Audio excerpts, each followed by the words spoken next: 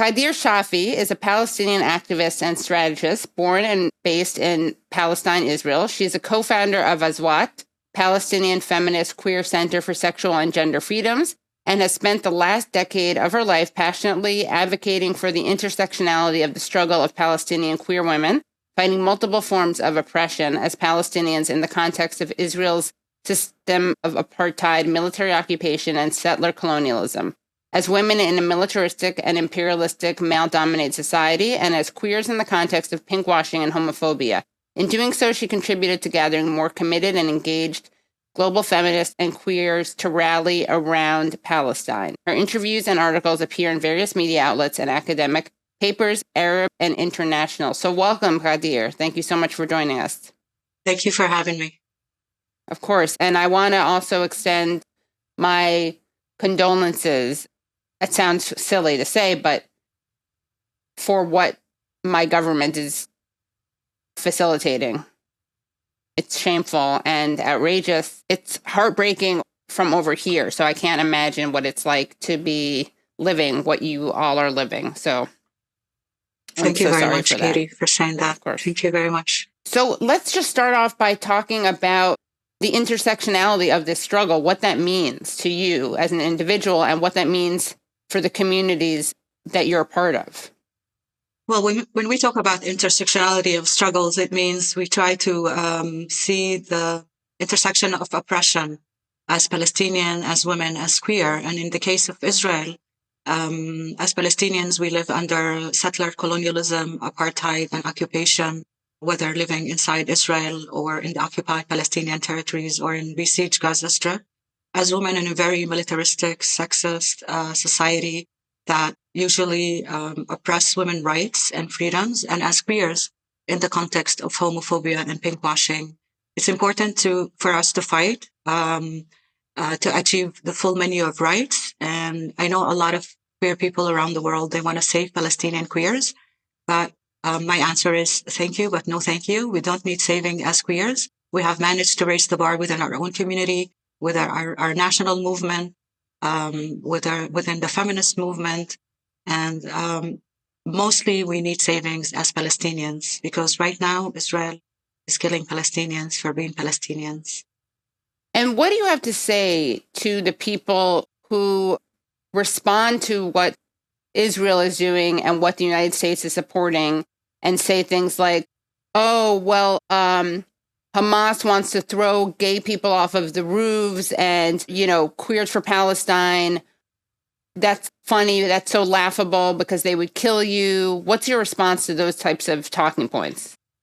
I think, first of all, it's horrible to call for the killing and murder of innocent human beings, regardless of their sexual and gender identity. The scenes from Gaza are beyond description. They defy comparison, even for Palestinians who have been suffering for decades from occupation, apartheid, and settler colonialism. You see devastated landscape filled with piles of ruins of what once used to be people's homes and people's lives. See dead bodies or part of them, pieces of them. You see orphaned children screaming in terror and fear. Israel is starving Palestinians in Gaza. You see kids looking for food in the rubble. You see parents begging for food to feed their children. So in these horrific scenes, one scene really stands out is it shows as a queer person watching these images of horror, devastation, starvation of my own people, feeling so much despair and feeling completely helpless. One image stood out as particularly revolting in a rather different way. It shows an Israeli soldier in the middle of the rubble of one of the many residential neighborhoods in Gaza that Israel flattened by its nonstop military airstrikes. In the distance, smoke from Israel's carpet bombings hang in the air, and the soldier is surrounded by many Israeli tanks that demolish everything in their way. It's a scene of death and destruction, and the soldier stands holding a bright new rainbow flag with the words, "In the name of love," claiming that he's sending a message of hope. And my question is, what hope? is there for over 2.3 million Palestinians trapped for over 17 years in the occupied and besieged Gaza Strip. In the words of the UN General Secretary Antonio Guterres, Gaza has become a graveyard for children. Is this what people are advocating for, to kill innocent children? These people in Gaza, they have no water, no food, no electricity. For over 147 days, they have been bombarded nonstop. Wherever they go, if they seek shelter at a UN school, they get bombarded.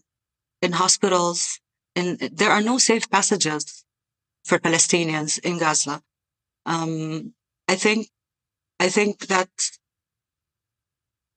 this stunt, which was shared online by Israeli state officials and social media accounts, is a textbook example of, the obscene colonial pinkwashing.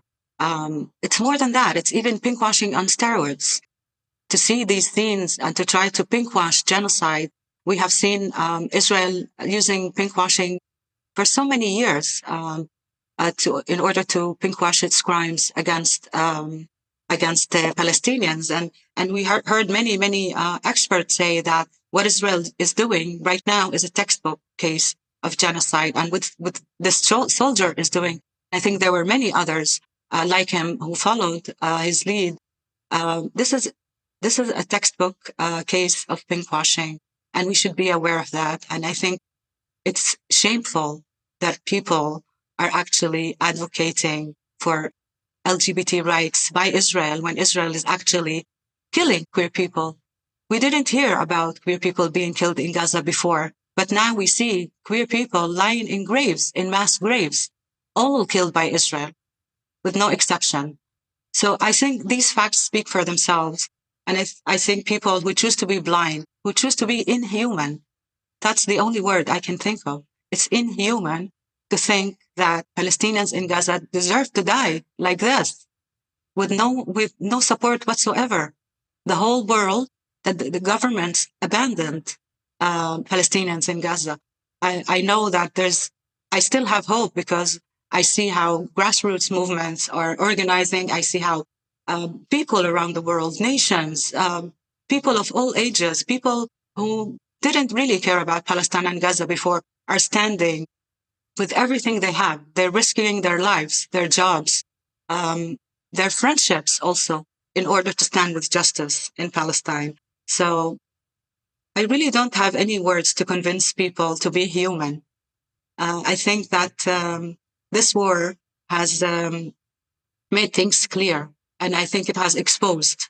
It has exposed the government. It has exposed a lot of the international institutions, that the U.S., which is complicit in this genocide and is actually sending bombs to Israel to allow it to kill more Palestinians, more Palestinian women, more Palestinian children, more Palestinian queers, and the other countries which are complicit with Israel are also complicit with this genocide. And it's very clear to all of us.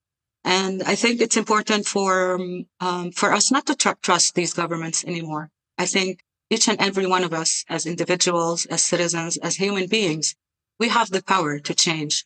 And I know there are a lot of atrocities around the world. There are also genocides elsewhere in the world. But I think in the case of Palestine and Gaza, each and every one of us can be effective. Each and every one of us from her own and his own position and their own position can be effective and can call for an immediate ceasefire right now and for a permanent ceasefire for Gaza, for relief to all the people. It's shameful, the aid that Gazans are receiving. It's like really, I watch the videos and I don't know what to think.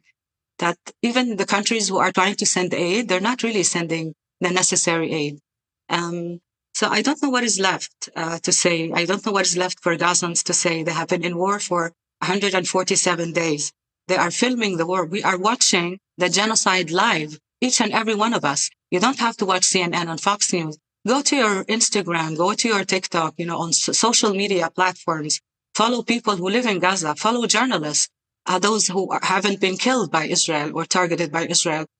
Follow, random people in Gaza. You will see the death. You will see the destruction. it did not spare anyone. It did not spare the people, the children, the houses, the hospitals, the mosques, the churches, the animals. It didn't spare anything. And if we stand and keep silent and claim that innocent people deserve to die, then I don't know what kind of a world we live in.